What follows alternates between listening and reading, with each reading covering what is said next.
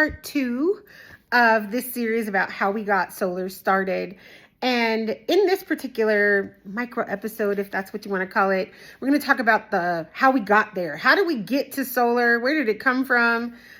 Because believe you me, it was a lot of conversation and a lot of people who led to us getting this radio station off the ground.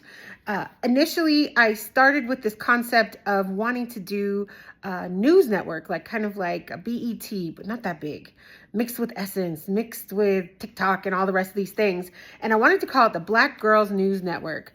And I said, oh my goodness, this could be a great opportunity. And I stopped down and I talked to my mentor's daughter. My mentor is Becky Taylor. For those of you that don't know, she is incredible.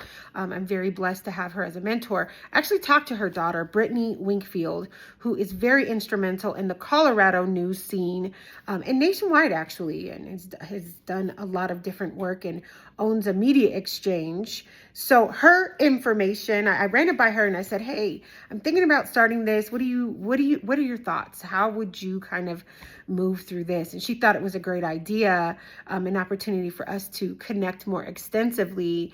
And so I kind of started doing some investigation.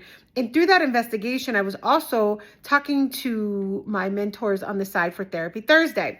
And they really are advisors because we were looking to do some distribution work with a couple of networks for Therapy Thursday as we were growing and evolving. So Michael Fisher and Helen Little, you might know, she is the voice. Her voice is in the Smithsonian. She is one of the longest standing hosts at iHeartRadio in New York City on 100 Light FM. Helen, well, we love you. Michael, you have been my program director, my mentor, and all these different things. Anyway, I digress.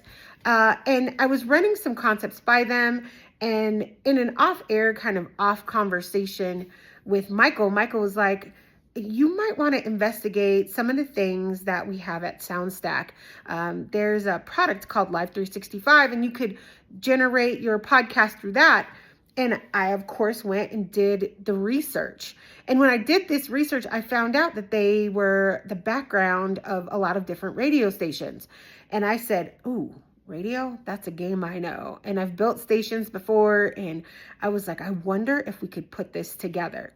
Now, with that, I'm going to leave you on a cliffhanger and tell you how I got talent in to be a part of Soulher Radio and how long we actually trained to get folks coming forward. So thank you for listening to my story. We've got a lot more to share with you. The hosts coming on board, how we trained, the conversations we had, the workshops we did, and how we got to be Soulher Radio.